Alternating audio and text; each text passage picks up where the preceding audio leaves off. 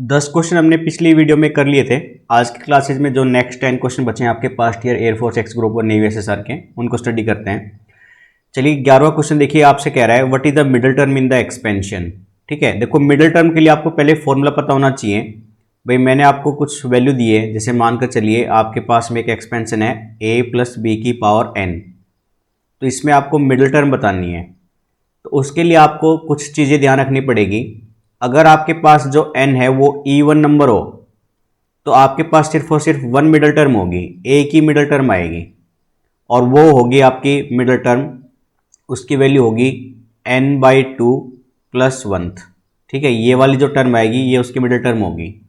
अगर मैं आपसे कहूँ n ऑड होता, ठीक है, तो आपके पास दो मिडिल टर्म होती और दो मिडिल टर्म होगी आपकी, वो पहली तो होगी आपकी n+1/2, ठीक है, और अगली होगी दूसरी वाली n+1/2 प्लस में 1।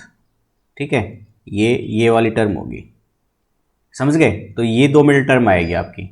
तो यहाँ पे जो क्वेश्चन था आपके पास उसमें वैल्यू है आपके पास, ये थी x√y/3, x√y/3 माइनस ये है 3/y√x, 3/y√x होल पावर 12 है। तो आपको मिडिल टर्म के लिए तो पहले बतानी कि कौन सी टर्म होगी वो, तो मिडिल टर्म हो जाएगी वो 12/2 जमा में 1, यानी सेवंथ टर्म होगी वो आपकी। जनरल टर्म का फॉर्मूला आपको पता है, TR+1 की वैल्यू होती है NCR a⁻n−r इंटू बी की पावर r। ए आपको पता है पहली टर्म होती है, बी सेकेंड टर्म होती है साइन के साथ में। तो यहाँ पे सेवंथ टर्म आई है, तो सेवंथ टर्म को मैं ऐसे लिखूंगा T6+1, यानी r की जगह पे मैं 6 पुट करा दूंगा। n चल रहा है 12, तो 12c6। पहली टर्म है x√y/3, इस पूरे की पावर 12 माइनस में 6। बी है आपका माइनस का 3/y√x, इस पूरे की पावर है r, यानी r की वैल्यू थी 6। इसको सिंप्लीफाई करेंगे हम, यानी ये तो 12c6 भाई x√y/3 की पावर आ गई आपकी 6, -1 की पावर 6 तो प्लस का 1 बन गया, यानी 3/y√x की पावर 6 हो गई। ठीक है, अब देखिए आंसर में इसको सिंप्लीफिकेशन कर रखी है तो हम आगे सिंप्लीफिकेशन करेंगे, वरना आपका यही आंसर बन जाएगा। तो इसमें x और y की पावर के हिसाब से आपको सिंप्लीफाई करना पड़ेगा।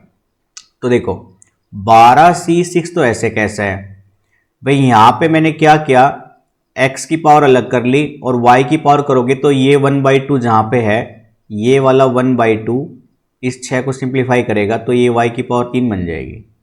हो गया, 3 की पावर 6 मैंने नीचे रखी, इनटू में भाई ऊपर 3 की पावर 6, y ऊपर जाएगा तो y की पावर -6, x के साथ स्क्वायर रूट है तो वापस से 3 और ऊपर जाएगा तो x की पावर -3, 3 की 6 तो इससे सिंप्लीफाई हो जाएगा। तो ये बचा 12c6, x की पावर 6 और -3 जोड़ेगी तो 3 और y की पावर जोड़ोगे तो -3, यानी 12c6 x की पावर 3 और y की पावर -3। तो ये आपका ऑप्शन डी बिल्कुल करेक्ट आंसर हो जाएगा आपका। ठीक है, क्वेश्चन नंबर 11 में। क्वेश्चन नंबर 12 को रीड करो। देखो आपसे कहा गया है what is the coefficient of x की पावर 3 y की पावर 4। कोफिशिएंट निकालना है, यानी फिर से जनरल टर्म के हिसाब से चलेंगे हम। तो मैंने अगला पेज ले लिया एक बार। देखो क्वेश्चन है आपके पास में 2x जमा 3y², 2x जमा 3y² होल पावर है आपके पास में 5, और आपसे कहा है कोफिशिएंट ऑफ x की पावर 3 y की पावर 4, कोएफिशिएंट ऑफ x की पावर 3 एंड y की पावर 4। ठीक है, तो देखो जनरल टर्म के हिसाब से भाई TR+1 का फॉर्मूला तो होगा आपके पास NCR a⁻n−r b की पावर r।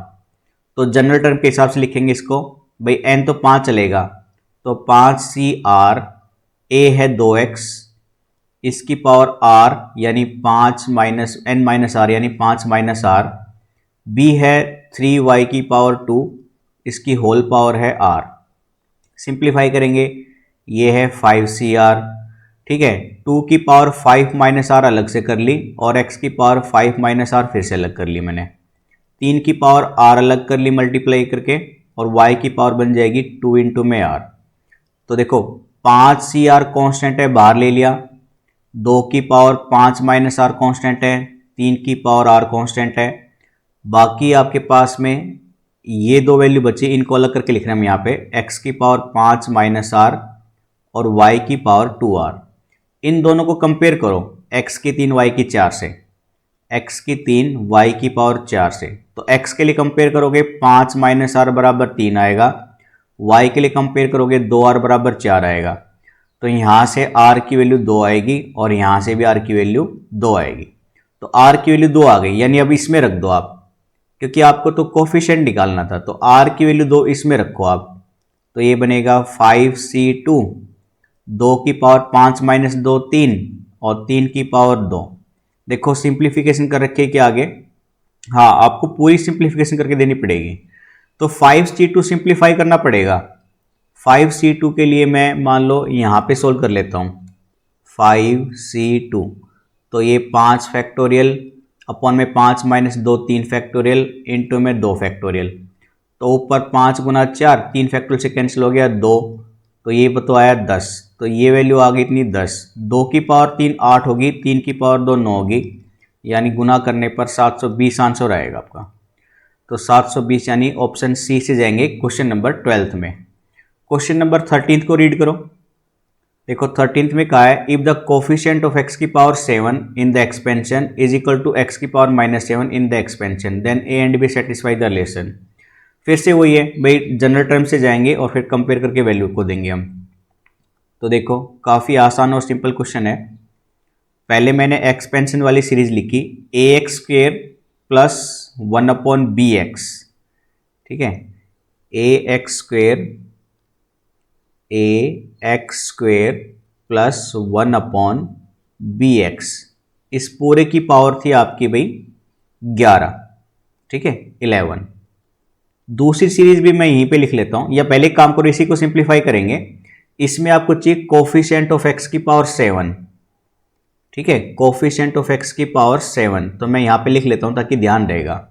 तो जनरल टर्म के हिसाब से चलेंगे, tr प्लस 1 टर्म, तो ncr है ना, फॉर्मूला लिख देता हूं मैं पहले, ncr a की power n minus r into b की पावर r।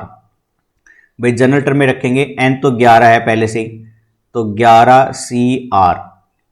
a है ax², इसकी पावर n माइनस आर यानी 11 माइनस आर। b है 1/bx, इसकी पावर r। सिंप्लीफाई करो भाई, 11cr, a की पावर अलग कर ली हमने 11 माइनस आर, x की पावर में 11 दूनी 22 माइनस का 2r बन गया, और b के हिसाब से b की पावर माइनस आर ऊपर गया और x की पावर माइनस आर आ गया। तो पहले x की वैल्यू को सिंप्लीफाई करेंगे, तो जो कांस्टेंट है वो तो बाहर ले लिया, 11cr आ गया, a की पावर 11 माइनस आर आ गई, b की पावर माइनस आर आ गई। तो अब x की पावर जोड़ने पर ये बनेगी 22 माइनस का 3r। इसको x की पावर 7 से कंपेयर करोगे, इसको कंपेयर करोगे x की पावर 7 से, तो 22 माइनस 3r बराबर में 7, तो 22 माइनस का 7 बराबर में 3r, 15, r की वैल्यू यहाँ से 5 आ जाएगी। तो यहाँ पे रखो कोफिशिएंट के लिए, तो ये आएगा 11c5, a की पावर 11 माइनस 5 यानी 6, b की पावर माइनस का 5 हो गया। अब दूसरी टर्म लेके आओ, इसको मैं ऐसे रख लेता हूँ बॉक्स के अंदर, ध्यान रखना है वरना गड़बड़ हो जाएगी बाद में, ठीक है। चलिए अगली जो एक्सपेंशन है वो है आपकी ax माइनस 1/bx²। ये है ax माइनस 1/bx², ठीक है, और ये फिर से पावर में 11 है। इसमें आपको कंपेयर करने के लिए बोला है कोफिशिएंट ऑफ x की पावर -7, कोफिशिएंट ऑफ x की पावर -7। तो जनरल टर्म से रखेंगे इसको r प्लस 1 में, तो मैं सीधा पुट करा रहा हूँ ncr a की power n minus r into b minus 1/bx², इसकी पावर r। ठीक है, सिंप्लीफाई करेंगे भाई 11 CR a की पावर 11 माइनस आर, एक्स की पावर 11 माइनस आर इंटू -1 की पावर r, b की पावर माइनस आर और x की पावर माइनस का 2r। तो जो कांस्टेंट उनको आगे लिख लो, 11 CR कांस्टेंट है, a की पावर 11 माइनस आर कांस्टेंट है, -1 की पावर r भी कांस्टेंट है, b की पावर माइनस आर भी कांस्टेंट है। हो गया। अब ये x की पावर जुड़ेंगी तो ये बन जाएगा x की पावर 11 माइनस का 3r।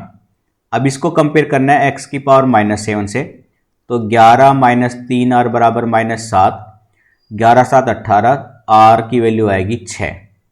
ठीक है, अब r की वैल्यू इसमें रखो पूरे में, तो ये हो गया आपका 11C6, a की पावर 11 माइनस 6 यानी 5, -1 की पावर 6, ये तो प्लस का बना देगी इसलिए इसको हटा देंगे इसको हम, और b की पावर -6। हो गया ना इतना। अब आपको कंपेयर करना है, ये वाली वैल्यू उठा लो ऊपर जो आपने सोल्व करी थी, और आपने अभी ये जो सोल्व करी है ये।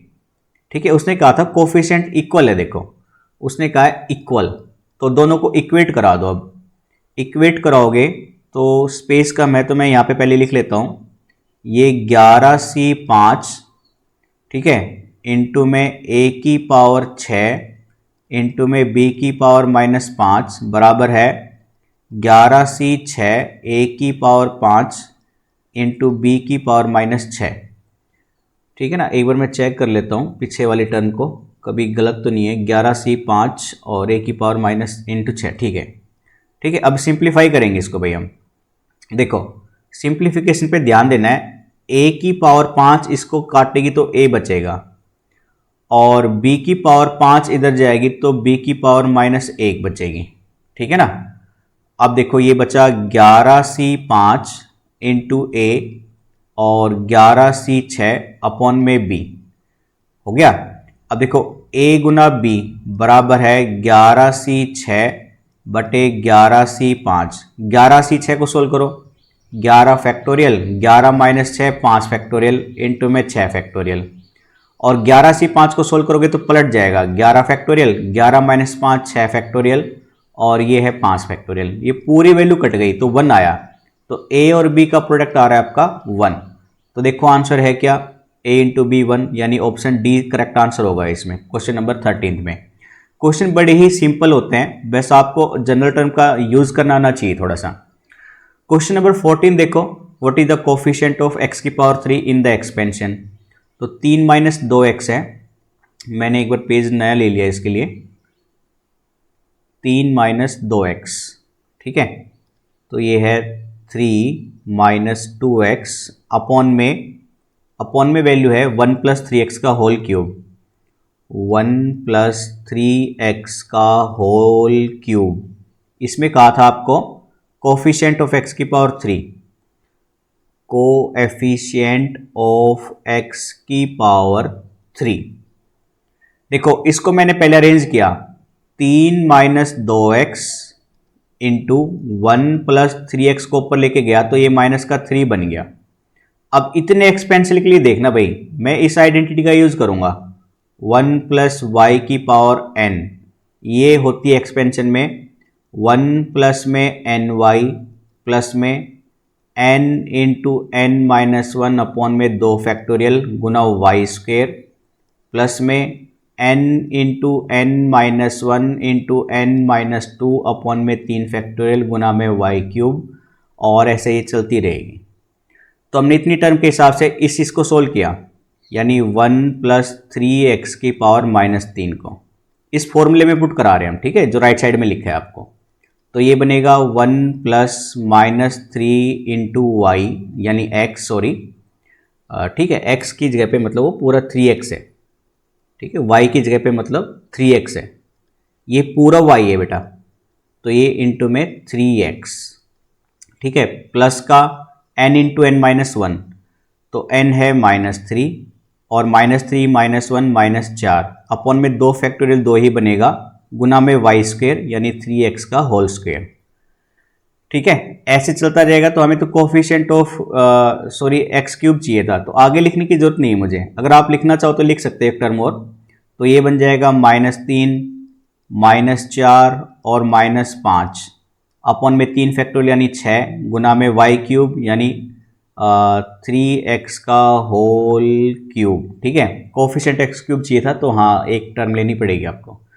ठीक है, देखो अब ये टर्म सोल्व करने पर ऐसे बनेगी 1 माइनस का 9x, ये गुना खोलोगे तो माइनस का 12/2, तो माइनस का 6 तिया 18, ये आएगा भाई 4 तिया 12 2 6, और ये आ जाएगा आपका 9x² आ जाएगा अंदर। और ये गुना खोलोगे तो माइनस का 4 तिया 12 पंजे 60, 6 से गुना करी 10 भाकरी 10, और 3 तिया 9 तिया 27 x³।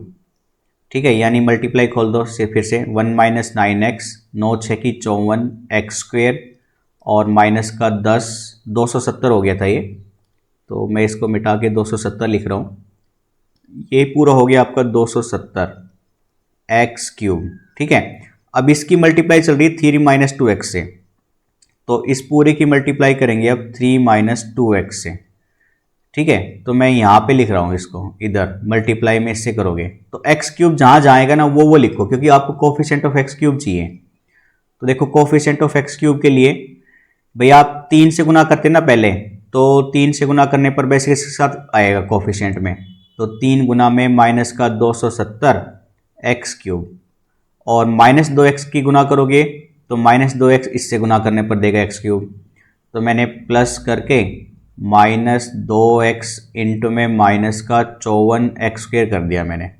तो ये आपका है भाई 7 या 21, 2 3 दूनी 6 2 8, माइनस का 810 x³, और ये आया भाई आपका 4 दूनी 8 प्लस बन गया 108 x³। तो कोफिशिएंट है भाई, ये दोनों जोड़ोगे 810 में से पहले 108 घटाओ, तो ये 2 और ये 0 और भाई 8, ठीक है 8 में से गया 702, तो ये आएगा आपका माइनस का 702 x³। तो कोफिशिएंट आएगा माइनस का 702, तो माइनस का 702 हमारे पास 870 है, 540 है, 272 है।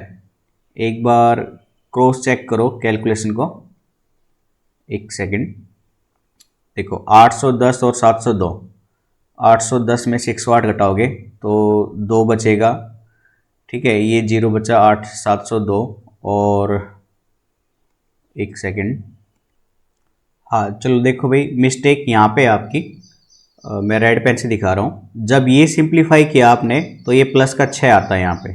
ठीक है, ये प्लस का 6 आएगा, ये प्लस का 54 आएगा, और ये प्लस का 54 हुआ तो ये माइनस का 108 बन जाएगा, और ये 108 जोड़ेगा फिर इसमें, तो 8 1 9 918 आएगा फिर ये, तो यह आएगा माइनस का 918 x³।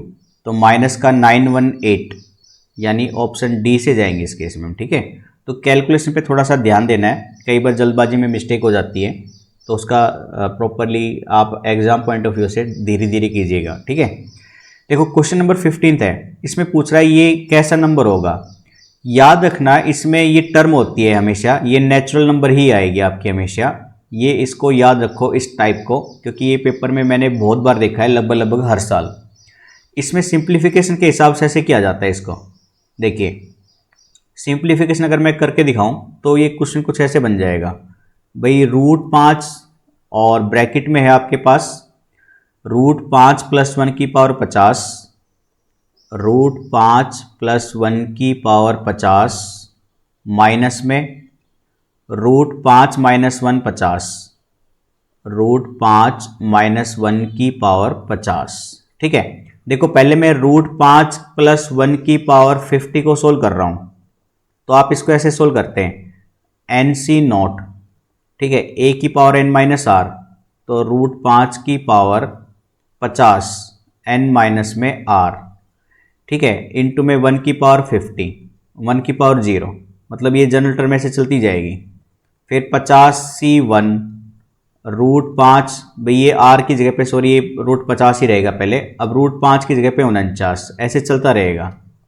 इसको आप सोल्व करोगे √5 - 1 की पावर 50 को, तो ये चलेगा 50C0 √5 की पावर 50, ठीक है, फिर 1 का हो गया, फिर ये -1 के हिसाब से आएगा तो ये माइनस का √5 550C1 और √5 की पावर 49, ऐसे चलता रहेगा ये, ठीक है। तो देखो इवन पावर वाली कैंसिल हो जाएगी क्योंकि बीच में माइनस का साइन है, तो ऑड पावर वाली बचेगी, यहाँ पे ऑड बचेगी, इधर ऑड बचेगी। तो जब ऑड की पावर आएगी ना तो वो इससे मल्टीप्लाई भी तो होगी ना √5 से, तो √5 की मान लो मल्टीप्लाई कर रहे हो आप √5 49 से, तो √5 50 बन जाएगा, और 50 मतलब 5 की पावर 25, तो ये प्योर नेचुरल नंबर ही तो आएगा भाई, ठीक है। ये कंसेप्ट होता है इसके पीछे, इसलिए आप हमेशा याद रखिएगा इस केस में हमेशा नेचुरल नंबर से जाएंगे, ऑप्शन सी।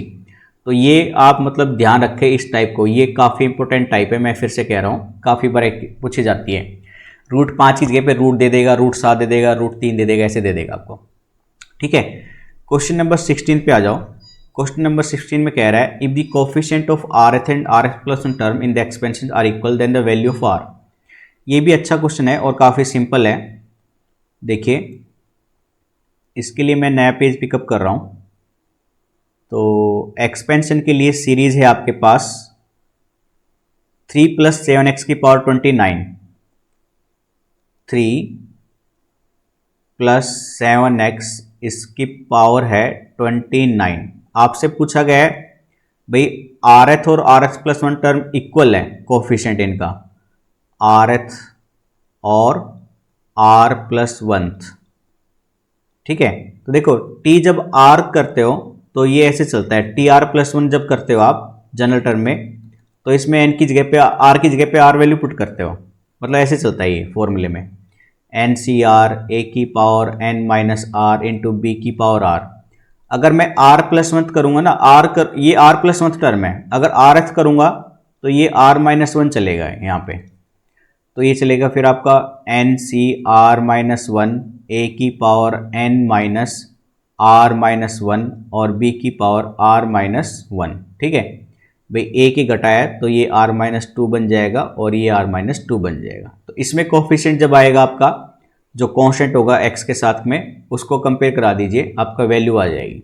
तो ये आपको हमने होमवर्क के रूप में दिया है ताकि थोड़ी सी प्रैक्टिस आप भी साथ साथ कर सको। अगर गलत आ रहा है, समझ में नहीं आ रहा, तो आप हमें कमेंट बॉक्स में लिख सकते हैं, इसका सिंप्लीफिकेशन हम आपको जल्दी प्रोवाइड करा देंगे। फिर देखो 17th क्वेश्चन देखो, आपसे कह रहा है if the sum of the coefficient in the expansions is then the greatest coefficient is. तो जो कोफिशिएंट होते हैं ना बाइनोमियल एक्सपेंशन में, NC0, NC1, NC2, NC3 and NCn ऐसे चलता जाएगा, तो ये कोफिशिएंट का सम कह रहा है, तो इनका सम हमेशा 2 की पावर n होता है, जो कि कितना दिया है 40 96 दिया है। तो 40 96 को आप लिखोगे तो 2 की पावर 12 बन जाएगा, तो n की वैल्यू कितनी आ जाएगी भाई 12 आ जाएगी। तो a + b की पावर 12 आ गई यहाँ से, ठीक है, यहाँ से आ गया a + b की पावर 12। अब देखो आगे क्या कह रहा है आपसे, coefficient in the expansion the greatest coefficient पूछा है। तो ऐसे क्वेश्चन में ध्यान रखना है भाई, जो ग्रेटेस्ट कोफिशिएंट आएगा वो हमेशा मिडल टर्म होगी। इस केस में हमेशा ऐसे केस में मिडल टर्म आएगी। तो मिडल टर्म हमने कहा था भाई n even है तो a की मिडल टर्म होगी, और वो होगी 12/2 + 1 यानी 7th टर्म होगी भाई वो। तो 7th टर्म मतलब r की वैल्यू 6, ठीक है, t6 + 1, तो NCR हो गया a की power n - r into b की पावर r है 6, तो ये आएगा 12C6 a की पावर 6 इंटू बी की पावर 6, तो 12C6 आ जाएगा भाई इस केस में, ठीक है 12C6। तो 12C6 को सिंप्लीफाई करेंगे हम, 12 फैक्टोरियल 6 फैक्टोरियल 6 फैक्टोरियल, तो 12 × 11 × 10 × 9 × 8 × 7, 6 फैक्टोरियल कैंसिल कर दिया हमने, 6 5 4 3 2 और 1। तो देखो हमने ऐसे किया भाई, 5 दूनी 10 को तो यहाँ पे कैंसिल किया, 4 तिया 12 को यहाँ पे कैंसिल किया, ठीक है, और अब बचा आपका 6, तो 2 तिया 6 2 चौक 8 3 तिया 9, तो ये आएगा 11 × 12 × 7, 12 7 84 × 11 44 88 8 4 92, ठीक है, तो 924 आंसर आएगा इसमें, 924 यानी ऑप्शन सी से जाएंगे इसमें, ठीक है। क्वेश्चन नंबर 18 पे आ जाओ। इसमें आपको फाइंड द लार्जेस्ट टर्म पूछ रहा है इसने, largest coefficient in the expansions. ठीक है, इसमें भी थोड़ा सा एक अलग ट्रिक होती है, उस ट्रिक को सिखा देता हूँ मैं आपको। एक फॉर्मूला होता है, आप उसके हिसाब से भी इसमें कर सकते थे। तो इसमें हम ऐसे मान के चलते हैं, हमने माना let T are plus oneth term बड़ी है टी आर्थ टर्म से। ठीक है, तो इसमें एक्सपेंशन के लिए सीरीज है आपके पास 4 + 3x की पावर 5, 4 + 3x की पावर 5 है ना, 5 था या 25 था, 25 था भाई। ठीक है, ये है 25। तो इसमें t are plus oneth term निकाल लो पहले। तो t are plus oneth term लिए भाई n c r 25CR a की power n - r into b की पावर r हो गया।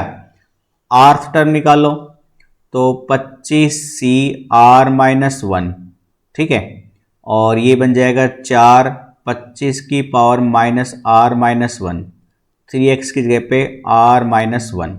इसमें क्या कहा था उसने, द लार्जेस्ट कोफिशिएंट है ना। तो मैंने इसमें ऐसे किया कि जो रेशियो है इसके हिसाब से मैं ऐसे लिख लेता हूँ, TR + 1 अपॉन में TR ग्रेटर देन है 1।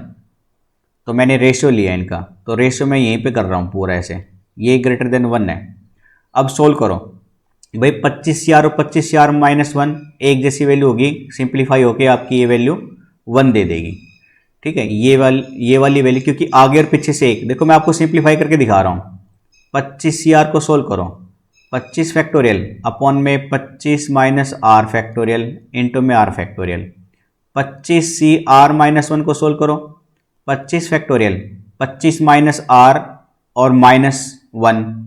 ठीक है, 25 - r +1 फैक्टोरियल, और ये है आपका फिर r - 1 फैक्टोरियल। तो सोल्व करो इसको रेशियो में, 25 से 25 कैंसिल। ठीक है, ये तो 26 - r हुआ, तो 26 - r पे घटाओगे 25 - r फैक्टोरियल और गुना में r - 1 फैक्टोरियल। नीचे चलेगी ये वाली वैल्यू 25 - r फैक्टोरियल, और r को मैंने लिख दिया r गुना में r - 1 factorial. r - 1 cancel, 25 - r cancel, तो 26 - r अपॉन में r आएगा। तो ये आएगा 26 - r अपॉन में r। ठीक है, इतनी वैल्यू सिंप्लीफाई किया आपने। ये वैल्यू सिंप्लीफाई करोगे तो मैं यहाँ पे लिख रहा हूँ ऊपर पहले 25, देखो ये तो है, यहाँ पे लाइन खींच लेता हूँ मैं एक बार और वाइट पेन से लिख रहा हूँ। तो ये है आपका 4 की पावर 25 - r -25 + r + 1, और 3x की पावर है r - r प्लस का 1।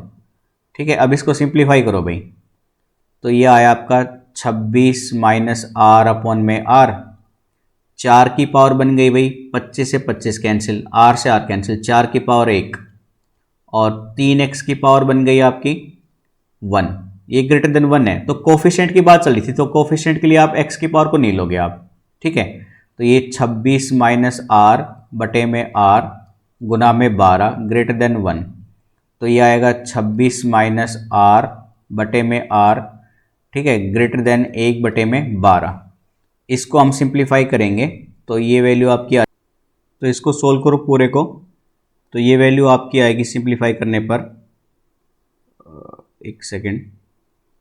ठीक है, मल्टीप्लाई खोलोगे इसमें तो ये क्रॉस मल्टीप्लाई करने पर 26 गुना 12 माइनस का 12 और ये r, तो 26 गुना 12 ग्रेटर देन 13r, और r की वैल्यू आएगी 26 गुना 12 बटे में 13, 13 दूनी 26, 24। तो r की वैल्यू परफेक्ट इंटीजर आ रही है, तो ये इक्वल का सिंबल चलता है, ये ध्यान रखना है यहाँ पे।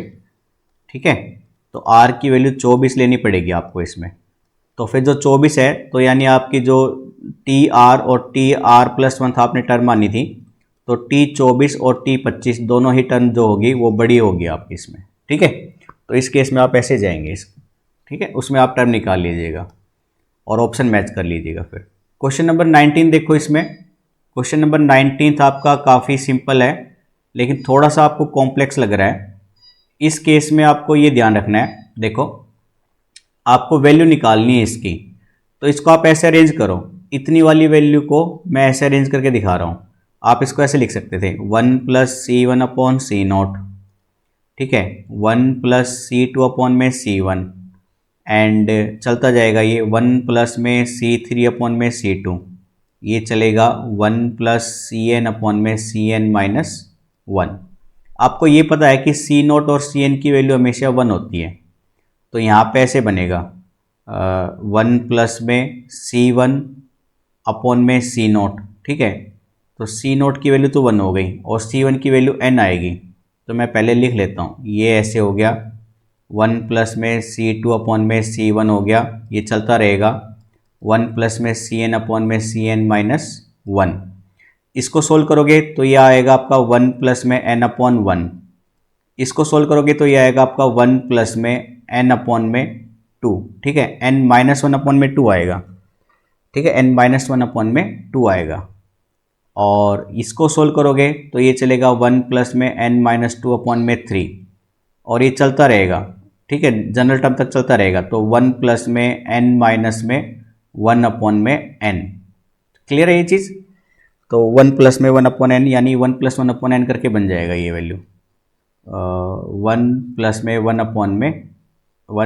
1/n करके वैल्यू आ जाएगी।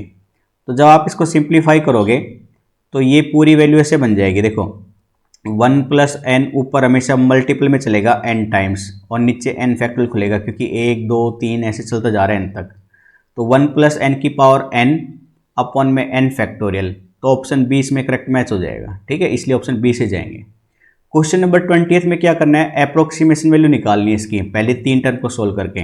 0.99 को आप ऐसे लिख सकते थे, देखो 0.99 जो है आप इसको ऐसे लिख लीजिए 0.99, इसकी पावर थी इंडेक्स में 5, तो मैंने इसको ऐसे लिख लिया 1 माइनस में 0.1 की पावर 5, क्योंकि इसको आप सिंप्लीफाई करोगे 0.01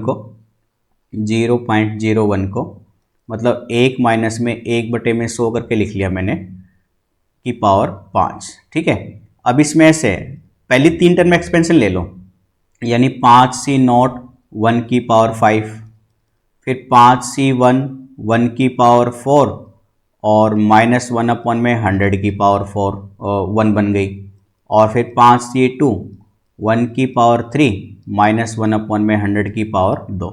इसको सोल्व कर लेना, इसके बाद जो वैल्यू आएगी वो आपका आंसर होगा और इसमें आपका आंसर मैच हो जाएगा, ठीक है। तो ये थे आपके नेक्स्ट बाइनोमियल इंपॉर्टेंट MCQs जो आपके पास्ट ईयर में आ चुके हैं। तो आप लगातार सीरीज देखते रहिएगा, कोई भी डाउट है तो कमेंट बॉक्स में लिख सकते हैं आप, और ध्यान दें कि जितना ज़्यादा आप अपने दोस्तों के साथ शेयर करेंगे उतना ही ज़्यादा हमें भी मोटिवेशन मिलेगा, ताकि हम आप लोगों की हेल्प कर सकें, क्योंकि क्लासेस बिल्कुल फ्री हैं और जल्द ही आपकी फिजिक्स की क्लासेस भी पास्ट ईयर के MCQs हैं उनकी क्लासेस लेके आई जाएगी। तो ज़्यादा से ज़्यादा शेयर कीजिएगा और हो सके तो चैनल को सब्सक्राइब जरूर करके रखिएगा। तो आज के लिए इतने रखते हैं बच्चों, thank you, bye bye, take care.